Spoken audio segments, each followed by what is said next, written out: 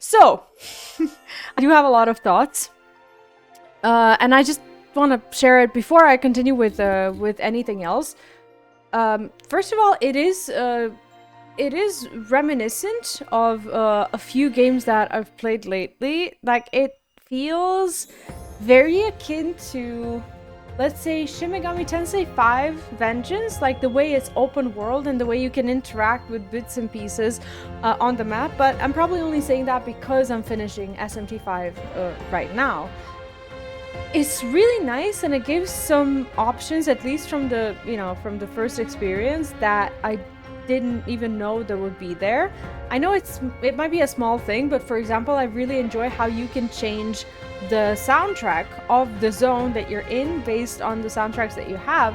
I know that a lot of games offer you the option to like play the gramophone or the jukebox or this or that, but here it's just there in the menu. So I'm curious as to whether they're going to give us the option to collect more of these soundtracks along the way. The game is exactly what I expected out of a Digimon game. I do expect it to be mostly voice acted, which is proving to be true. The Digimon, like the evolve system, is as complicated as I expect it to be. So there's a lot to learn about their personalities, about the way they evolve, about pretty much everything.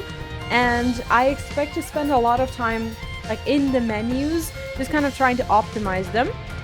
I really like doing that in games. I didn't used to until I actually started getting myself really into JRPGs, but then I just kind of leaned into it, and now I can go into a boss fight without knowing exactly what I'm going with. I felt like the demo was actually really rewarding, and if you're playing the demo and want to experience, want to get the most out of the demo and transfer it to the actual save, you do want to go around exploring, because if you do, not only are you getting some levels and some evolves. Also, thank you for the follow. Welcome in.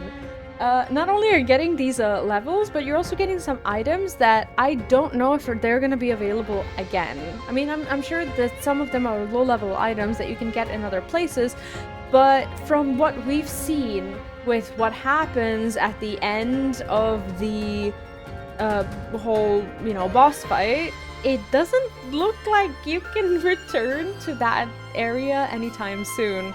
The story is really confusing and good at the same time, because you're here in this building and then you have your organization and your team, and you're suddenly blown up but still alive, and then you're in this park, and then you're in this underground, and everything is just everything is just really, like, I don't know, they just leave you at a big cliffhanger, which is at the end of the day something that a demo is supposed to do.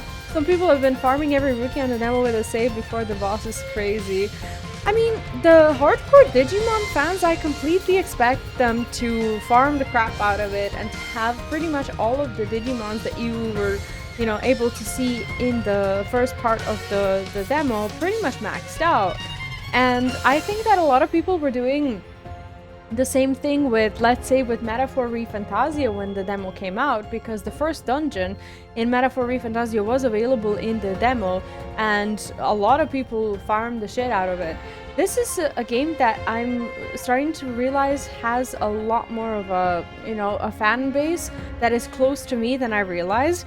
And I was very hesitant to even talk about it, because some games, like when you play them on the channel, you think that people will have fun watching them, that they'll be interested, but then it just like doesn't feel like it just so happens. But what I'm sensing from how you're kind of reacting to it is that you actually really like the game, and that's really nice.